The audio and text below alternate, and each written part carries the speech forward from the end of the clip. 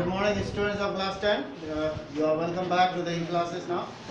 Let us continue our lesson in democratic politics. So we are talking about Belgium and Sri Lanka. So far we have practically finished about Belgium, about their composition and how the problem was solved. Now we'll talk about Sri Lanka. Here the problem created.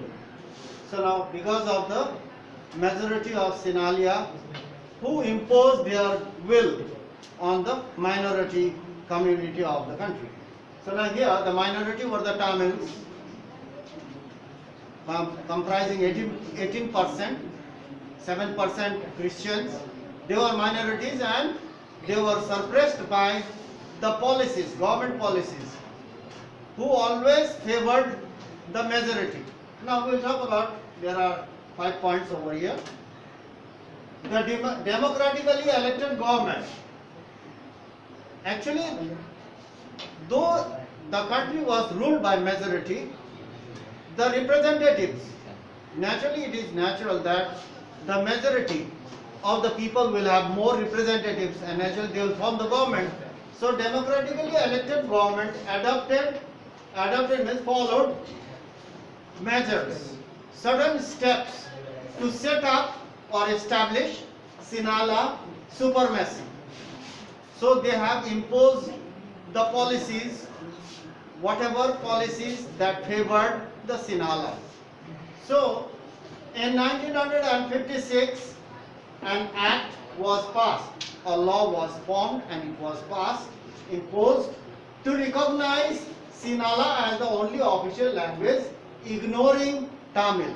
So that we have already learned that Sinhala, their language was considered as an official language and the government discriminated or ignored, never paid any attention about the Tamils. So, and followed the preferential policy. Preferential means to support the majority, whatever policies that supported the majorities. So, preferential policies. Number 3, Tamils were denied means refused. They were denied government jobs, higher education, etc.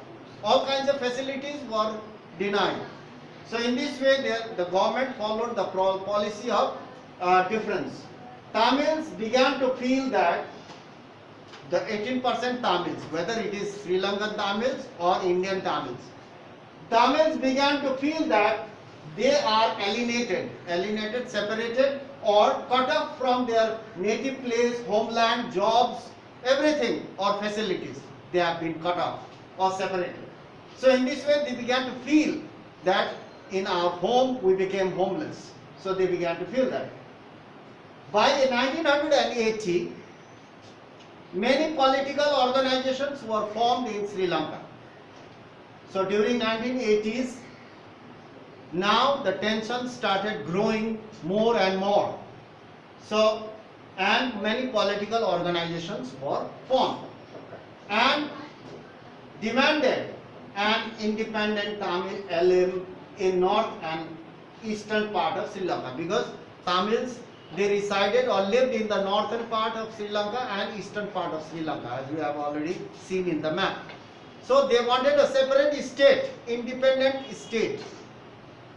They started demanding so that they can live peacefully and have all kinds of rights.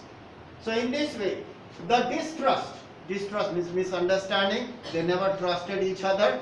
The distrust grew and soon turned into civil war. The misunderstanding and lack of trust created or started civil war.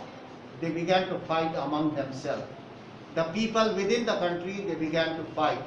Sinhalas, Tamils, Hindus, Muslims, Christians, they formed their own organizations. Christians, they have their own organization. Hindus have their own organization. Christians, they have their own organization. Indian Tamils, they have another organization. Sri Lankan Tamils, they have another organization. In this way, there were different organizations. They were formed in 1956. We can see that, or not 1980.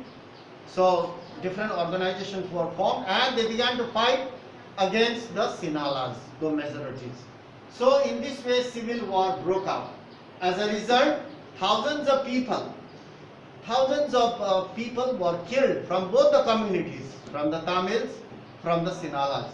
Thousands of people from both the communities were killed and were forced to leave their homeland. They were driven out, they were forced to leave out their homeland, and they had to find shelter somewhere else. Many of the Tamils, they entered India, some of them went to Burma, and some of them went to some other places. So the war lasted for more than 20 to 25 years old, 2 decades. It kept on going on, and the villages were wiped out.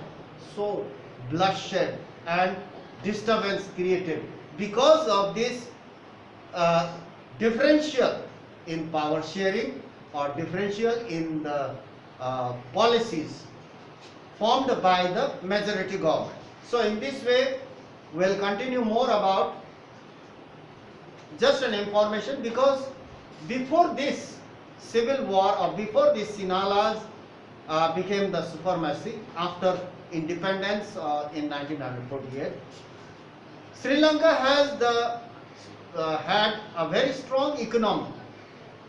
They had a good education system, economy, and most of the people were employed.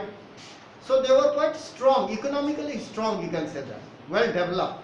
But after the civil war, everything was destroyed and they became a poor nation now. So in this way, how power sharing affects the society? If it is not shared properly, then the country will definitely goes into ruin.